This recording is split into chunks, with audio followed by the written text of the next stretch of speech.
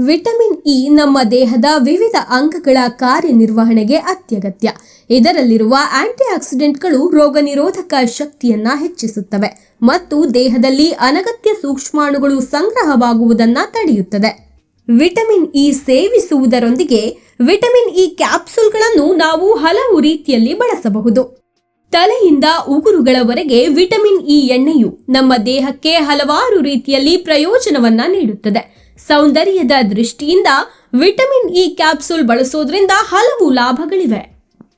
ಉಗುರಿನ ಆರೋಗ್ಯಕ್ಕಾಗಿ vitamin E capsule.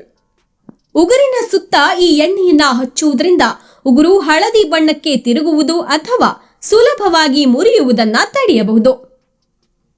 ಇನ್ನು ಚರ್ಮವು ಸೂಕ್ಷ್ಮವಾಗಿದ್ದರೆ ಮತ್ತು ಸನ್ ಬರ್ನ್ಗೆ ಗುರಿಯಾಗಿದ್ದರೆ ವಿಟಮಿನ್ ಇ ಎಣ್ಣೆಯನ್ನ ಕೂಲಿಂಗ್ ಕ್ರೀಮ್ನೊಂದಿಗೆ ಬಳಸುವುದು ಉತ್ತಮ.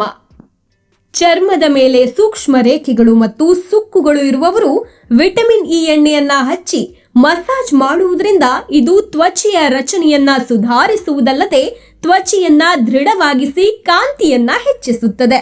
ಸಾಮಾನ್ಯ ನೈಟ್ ಕ್ರೀಮ್ನ ಒಂದು ಹನಿಯೊಂದಿಗೆ ವಿಟಮಿನ್ ಇ ಎಣ್ಣೆಯ ಕೆಲವು ಹನಿಗಳನ್ನ ಮಿಶ್ರಣ ಮಾಡಿ ಅದನ್ನ ಮುಖ ತೊಳೆದ ನಂತರ ಹಚ್ಚಿಕೊಂಡರೆ ಇದು ಸಿರಮ್ ಆಗಿಯೂ ಕಾರ್ಯನಿರ್ವಹಿಸುತ್ತದೆ ಮತ್ತು ರಾತ್ರಿಯಲ್ಲಿ ಮುಖಕ್ಕೆ ಸಾಕಷ್ಟು ತೇವಾಂಶವನ್ನ ಒದಗಿಸುತ್ತದೆ. ಮಲಗುವ ಮುನ್ನ ಕನಿಷ್ಠ 30 ನಿಮಿಷಗಳ ಮೊದಲು ಅದನ್ನ ಹಚ್ಚುವುದು ಒಳ್ಳೆಯದು. ಕೂದಲಿನ ಬೆಳವಣಿಗೆಗೂ ವಿಟಮಿನ್ ಇ ಎಣ್ಣೆ ಸಹಕಾರಿ.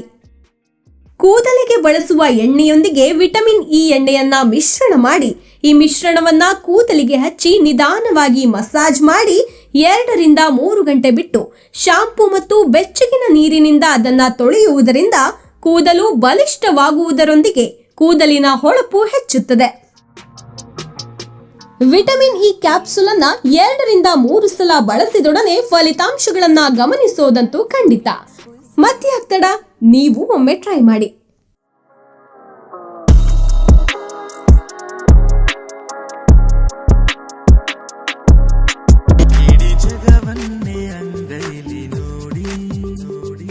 ಜನಮನದ